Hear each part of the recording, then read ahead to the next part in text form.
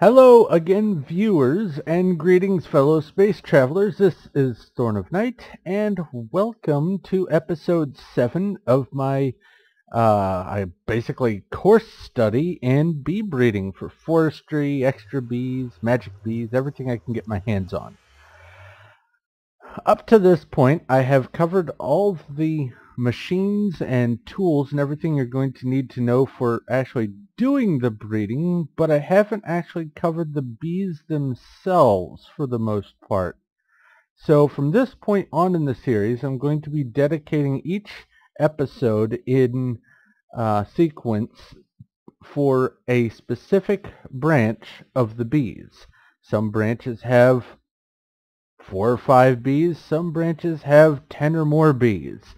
And I'm going to be dedicating each of the episodes to one individual branch. Now the progression is going to be starting with the basic bees that you're going to be working with early on, and then by the end of the series it'll be all of the more advanced bees after having done all the prerequisites and all that.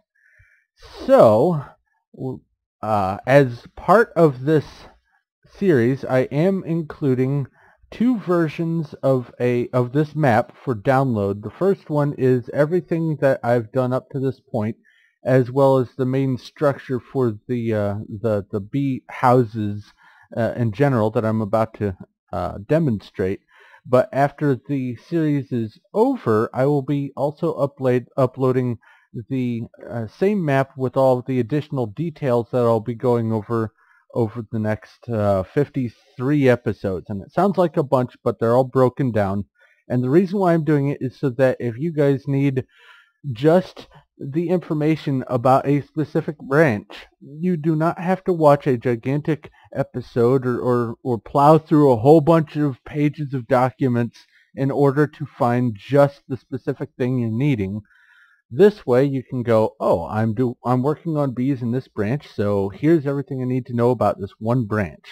So for this episode, I'm going to be starting off with the Apis branch, the starting basic, just the most likely first branch you're going to be dealing with at all anyway. So in we go to the next part of the map that I have made, and this is a quick overview of this area. This is a sort of walkthrough map of all the different branches that you can make, and starting with nothing, you will end up here at the landing, and from here you can go one of 4 different directions, but for this episode I'm going to be covering the Apis branch.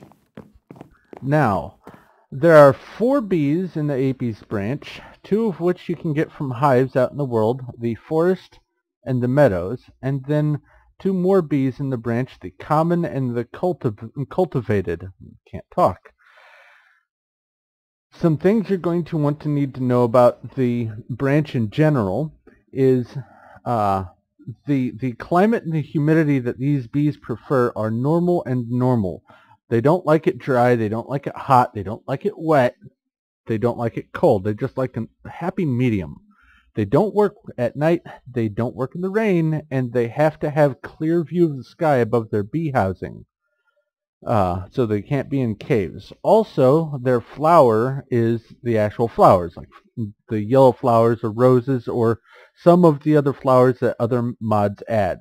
And none of the bees by default, none of the bees by default have any sort of status effect. Now, the output that you're going to get from these bees will be honeycomb. And honeycomb can be flung through a centrifuge to get you some beeswax and honey drop. Now these 3 things are used for a lot of additional products as components in their recipes. So you're going to want to keep some honeycomb just as base honeycomb for building what you need, but go ahead and start working on making some beeswax and some honey drops. Now let's go visit the bee branch that I've made for the Apis, and hopefully this won't crash. Here's hoping. It didn't crash. Excellent. I have an issue with the unleashed pack crashing when I changed dimensions. By the way, I guess I should mention this was all built in the Feed the Beast Unleashed mod pack.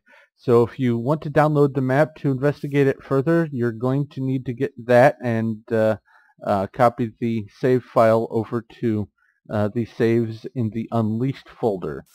But before I get too far ahead of myself with anything else related to that, let's get on with the bees. First off, you're going to need some hive bees, and I have a one next to Forest and Meadows, and for this tutorial and guide, basically the first level bees you can get from hives or from villagers or from dungeon chests, I'm labeling as level 1 bees, and then all the products from those are going to be sequentially getting higher. As you can see, the common has a 2, the cultivated has a 3 because it requires a 2 to make it. But you're going to need a forest hive and a meadows hive bee in order to breed the common bee. Actually, I misspoke there.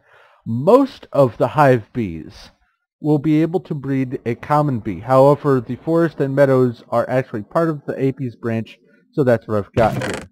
So just some forest bees and some meadows bees for the it started raining outside. Wow. For the creation of this common bee, and I am leaving the output in the chests for the upload, for the first upload, so you can see this output as it is. But I'm going to go ahead and grab the common that I've produced just to show you guys what you can expect. You first have to analyze it by putting it into the Bealyzer, which I demonstrated in one of the previous episodes, and the analyzer, or the Bealyzer, does require honey drops or honeydew as a sort of fuel for making the analysis. Now, this common drone here is its active stats are common, but its inactive are forest. When you are breeding, you're going to have a lot of additional traits from the inactive line. You're going to have to do a lot of rebreeding commons with commons in order to whittle out all the additional traits. But it's not necessary. You can use a common drone that's got some inactive traits that aren't common in order to breed further bees off of the common. So it's not necessary, but it really helps if you want a good stable line to just keep rebreeding commons. Now, as you can see, it's got the forest in here, and that's because I did use forest for making the common bee. And also, if you look, it's natural origin, and that means that it was bred. And if this was a princess, it would tell you how many generations it has been in I guess, captivity, so to speak. So let's go look at this. It says natural origin, 1 generation in captivity. And that means that I only had to do 1 try to get this common drone out of the princess. Basically, once I bred the bee successfully, I labeled it bred, and then left the output in the apiary output slots so you could look at them. But those are the examples, or that's the example of the common, and I'll leave that here for you to look at after the series is over, so you can see the difference between the regular common and a spawned common, a default common. Actually, why don't I go ahead and leave you guys with a common drone. There we go. And I'll just go ahead and compare them. Why not? Oh, I selected that thing. We have the hybrid here, and then we have the normal. As you can see, the active traits are identical for the common, but the inactive traits change because of the forest. And the amount of tolerance is the same, and everything else is generally going to be the same. So I will leave these in here for you guys to look at if you need to. This is the hybrid, and this is the creative spawned one. I'll put those in there. Next up, we have actually I'll go over here. We have a series of 5 apiaries that I used for just taking some creative spawned common bees, so I could show you generally what you're going to expect from an output of breeding common bees. You may not always get honeycomb, and sometimes you may not get 2 drones out of the common, but they can produce up to 2 drones and normally will do so. And the honeycomb, I have run a stack of honeycomb through the centrifuge so you can see generally what you're going to expect to get out of a stack of just raw honeycomb. About a stack of beeswax normally, and almost a stack of honey drops. Next up, we have the cultivated. Now, cultivated does require a forest bee and a common. The common you can get from any, and I have the apes there to tell you what branch it's from, and which will be important for later on in the series, but since this is the only branch I've covered, here's the apes branch. So I've got a bunch of forest and commons for you to experiment with if you want. And anyway, here we have a cultivated princess. And the stats on it are cultivated and common, some of the additional traits. And you can see that the inactive traits will allow it to have up to 3 output, which, as you could see from over there, is not normal for a common bee.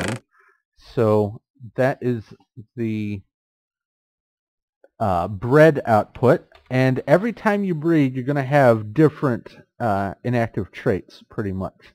So I will spawn in a creative one so you can have a side-by-side comparison, and you can see even on the active traits some of the statistics are different. So that is definitely something to keep in mind. And there's the hybrid, and I'll put these in here for you to look at as well.